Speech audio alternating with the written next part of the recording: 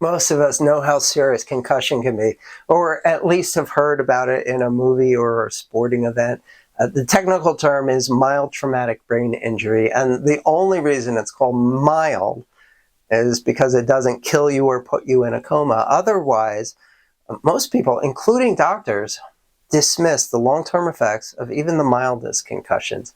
But as one of 12 advanced certified upper cervical chiropractic instructors in the world, I've seen the long-term effects of concussion and whiplash for over 30 years now. Researchers know that you don't have to hit your head in order to get a concussion, and the only difference between a whiplash and a concussion is where the central nervous system has the most amount of damage. It's estimated that most whiplash injuries have seemingly unrelated lifelong complications that may not fully manifest for up to 5 years after the date of injury.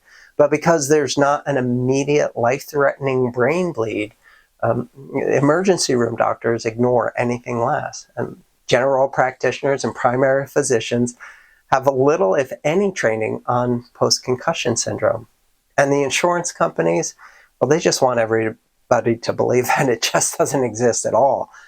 But any nerve-related symptoms after a sudden change in direction of the head and neck must be considered and evaluated.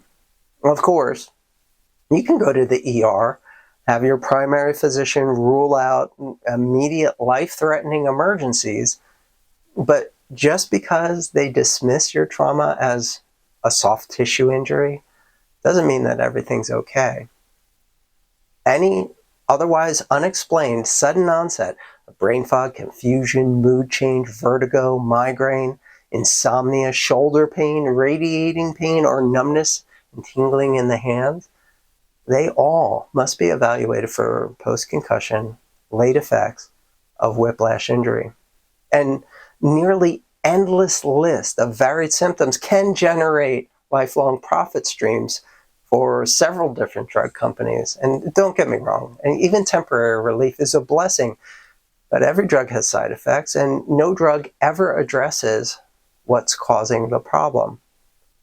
Upper cervical chiropractic is no cure-all, but in the case of post-concussion syndrome and late effects of whiplash, it sure works better than anything I've ever seen. By simply restoring normal blood flow, joint function, muscle balance and coordination, and even the nerve feedback between the brain and the body, the upper cervical chiropractic adjustment is by far the best kept post-concussion whiplash late effect secret weapon.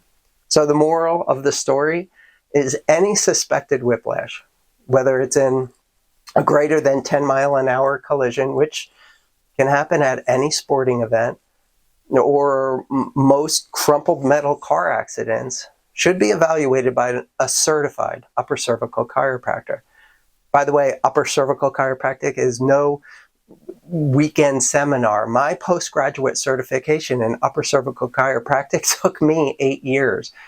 And one last thing, it's important. No upper cervical chiropractor I know would ever consider twisting and cracking the neck.